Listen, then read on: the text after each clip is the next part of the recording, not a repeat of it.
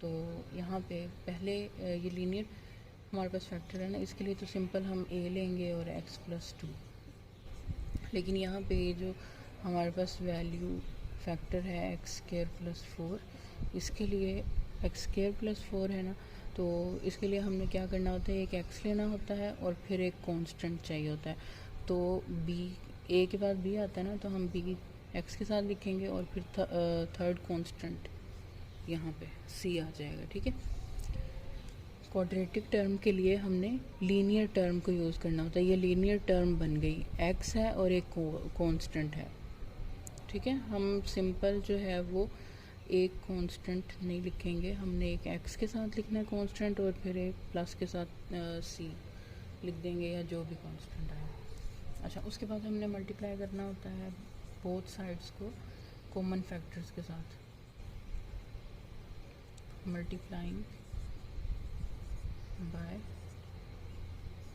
x+2 और x² + 4, ये हमारे पास इक्वेशन नंबर 1 आ गई। अच्छा, अब यहाँ पे जब x² के ये जो दोनों फैक्टर्स हैं इनके साथ इन दोनों को मल्टीप्लाई करेंगे तो आपस में क्रॉस हो जाएंगे, तो सिंपल x² रह जाएगा इज़ टू, और यहाँ पे a के पास कौन सा फैक्टर है x+2, तो ये इससे क्रॉस हो जाएगा। ठीक है, और बाकी a के पास मल्टीप्लिकेशन के लिए क्या रह गया, x² + 4। अब यहाँ पे हमारे पास नेक्स्ट है bx + c, तो x² + 4 तो इससे क्रॉस हो जाएगा, बाकी क्या रह गया x+2। अब हमने इन दोनों को मल्टीप्लाई करना है, बाकी सारी वैल्यूज़ जो है वो एज इट इज़ लिखते हैं हम। अच्छा, bx को हमने इन दोनों से मल्टीप्लाई करना है, तो bx² + 2bx, ठीक है, प्लस cx + 2c। अब नेक्स्ट प्रोसेस क्या है कि हमने इनमें से कॉमन लेना है x² + 4, इनको तो एज इट इज़ लिख दिया, बाकी यहाँ पे अब इन दोनों में से हमने कॉमन लेना है। तो क्या कॉमन है, bx कॉमन है। अब इसकी जगह पे क्या आएगा, x प्लस, और इसकी जगह पे क्या आएगा, सिंपल 2।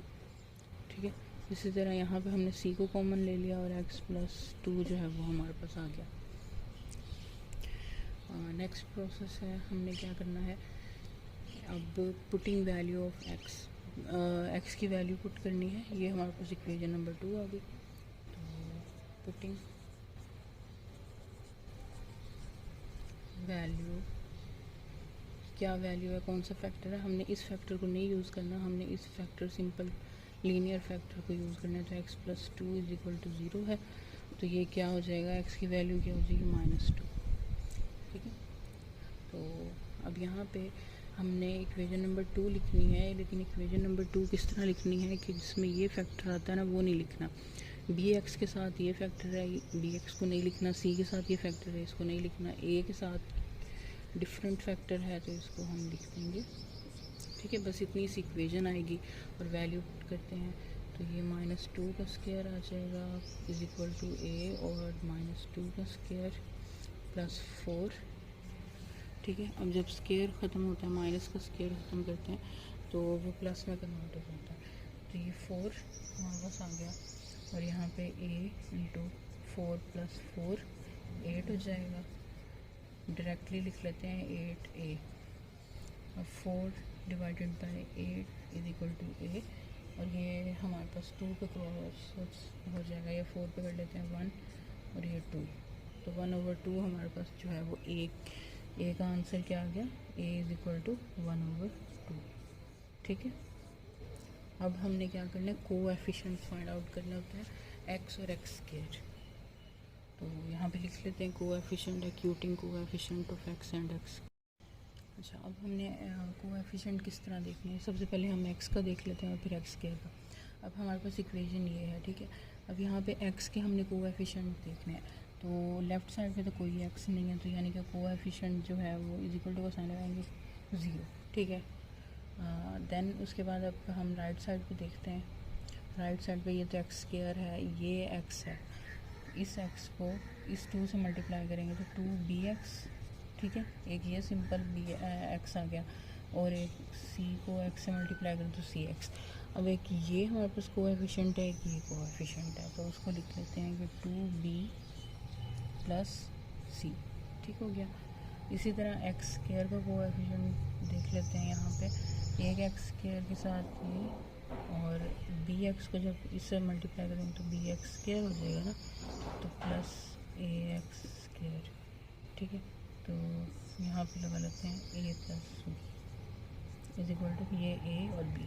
ठीक है, और लेफ़्ट साइड भी अगर हम देखें तो एक्स स्क्वायर है ना, एक्स स्क्वायर के साथ कोई कोएफिशिएंट नहीं है, तो उसको हम 1 कंसीडर करेंगे।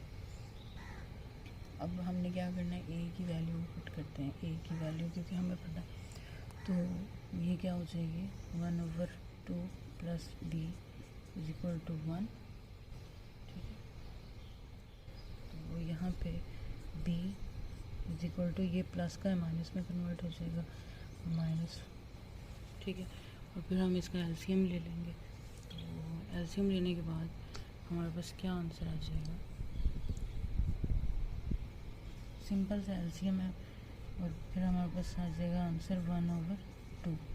ठीक है, डायरेक्ट एलसीएम ले लिया। अगर आपको नहीं समझ आई तो इसको एलसीएम इस तरह कंसीडर करें, यहाँ 1 है, 2 और 1 का एलसीएम 2 आएगा, और उसको क्रॉस मल्टीप्लाई करते हैं, तो 1 माइनस इस 1 को इससे मल्टीप्लाई करेंगे तो 2, और ये 1/2। ठीक हो गया, इस तरह। अच्छा, नेक्स्ट हमारे पास है यहाँ पे ये, अब बी की वैल्यू हमारे पास आ गई, अब हमने फाइंड आउट करनी है सी की वैल्यू, तो 2 × 1/2 plus C is equal to 0, तो 2 divided by 2 plus C is equal to 0। C right side पे चला जाएगा, 2 divided by 2 is equal to, sorry ये इधर राइट साइड पे जाएगा क्योंकि वरना सी तो माइनस में कन्वर्ट हो जाएगा, इसको कर लेते हैं माइनस में कन्वर्ट। तो इसको मज़ीद हम सॉल्व करते हैं, इसको यहाँ पे ये 1 आ जाएगा, -1, सी की वैल्यू क्या आ गई -1। आप यहाँ पे भी डायरेक्टली भी इसको सॉल्व कर सकते हैं। अच्छा, अब हमारे पास सी की वैल्यू आ गई, ए की और बी की। अब इसको हमने पार्शियल फ्रिक्शंस में ऐड कर देना। नेक्स्ट यहाँ पे हम पार्शियल फ्रिक्शंस में कॉन्स्टेंट्स की वैल्यूज़ को पुट कर लेते हैं। यहाँ पे ये जो है क्वेश्चन एज इट इज़ लिख दिया। ठीक है, उसको हमने पार्शियल फ्रिक्शन में कन्वर्ट किया था, तो सबसे पहले 1, ए की वैल्यू 1/2 थी ना, तो 2 के साथ मल्टीप्लाई कर देंगे x + 2 को, और प्लस b की वैल्यू क्या थी 1/2। ठीक है, उसके साथ x आ जाएगा, और x² + 4, और फिर -2। सी की वैल्यू क्या लिख दी 2।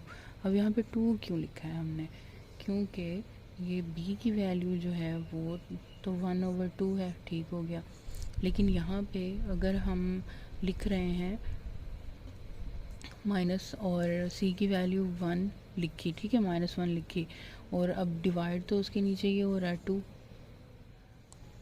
1, तो ये किसके इक्वल हो जाएगा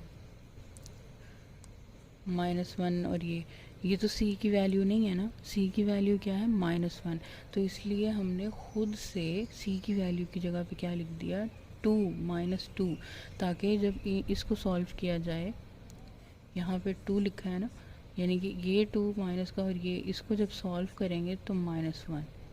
ठीक है, इसको करेक्ट करने के लिए हमने यहाँ पे 1 की जगह पे 2 लिखा है।